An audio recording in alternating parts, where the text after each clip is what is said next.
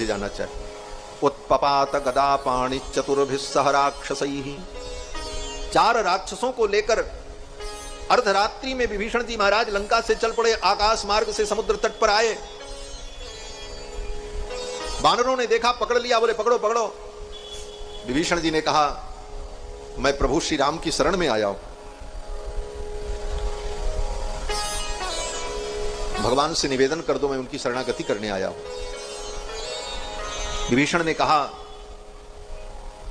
कि मेरा परिचय दे देना। क्या परिचय?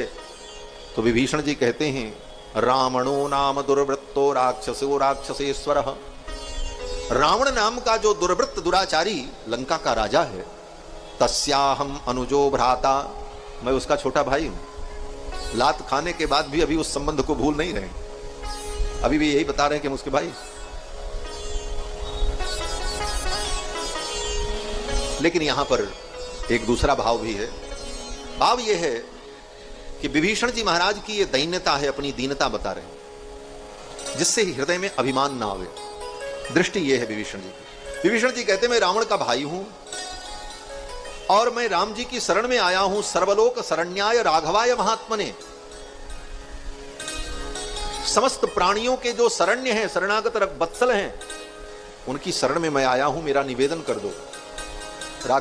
वानरों ने कहा इसको पकड़ो और पकड़ करके बांधो, सवेरे राम जी के दरबार में उपस्थित करेंगे।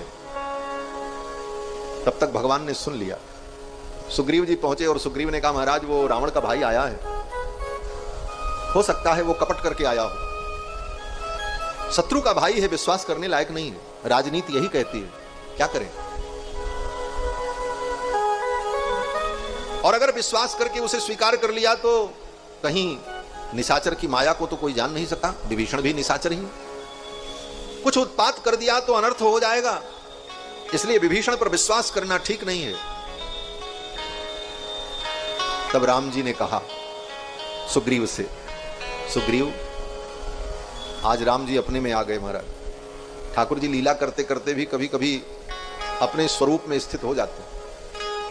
भगवान ने कहा सुग्रीव कि तुम्हारे भरोसे हमने रावण से शत्रुता ली है, तुम क्या समझते हो कि तुम्हारे इन बंदरों के भरोसे हम रावण से युद्ध करेंगे? तुम्हारे भरोसे मैं रावण से युद्ध नहीं करूंगा। भगवान मानो सुग्रीव को स्मरण दिलाना चाहते, तुम वही तो सुग्रीव हो जो बाली के डर से गली गली भागते फिर रहे थे। तुम अपनी रक्षा नहीं कर पा रहे थे बाली से, मैंने ही बाली को मार करके तुमको निर्भय किया, तो मैं तुम्हारे भरोसे हूं, ये मत सोचना। और रही बात राक्षसों की,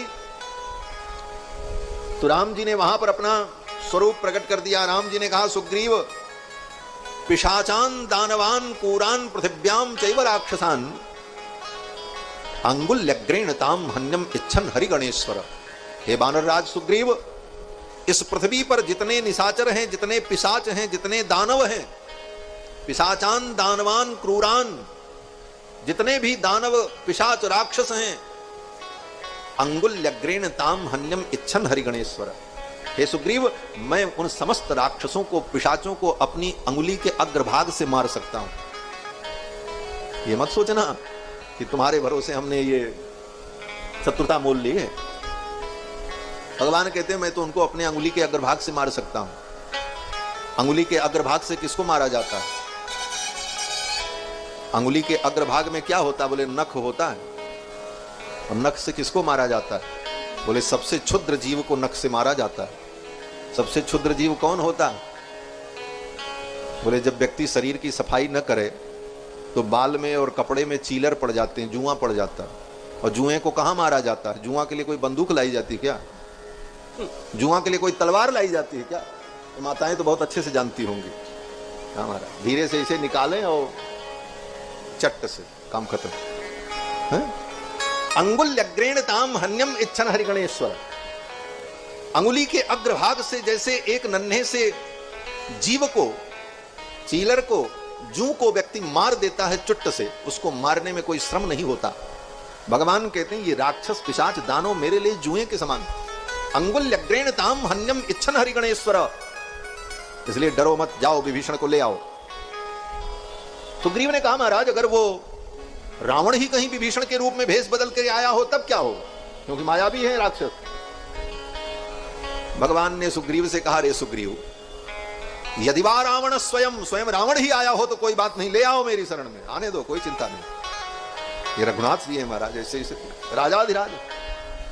भगवान श्री राम कहते हैं, ले आओ।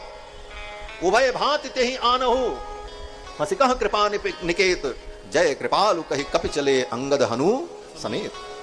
अंगद को लेकर, हनुमान जी को लेकर के सुग्रीव जी चल पड़े लेने के लिए, विभीषण जी को लेकर के आए। उसी प्रसंग में भगवान श्री राम ने कहा, सुग्रीव, मेरी एक प्रतिज्ञा है। बोले, क्या प्रतिज्ञा है? बोले, एक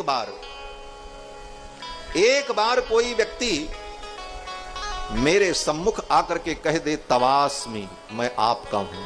यही बात मैं कह रहा था कि भगवान के हो, ये बात भगवान से कहो कभी।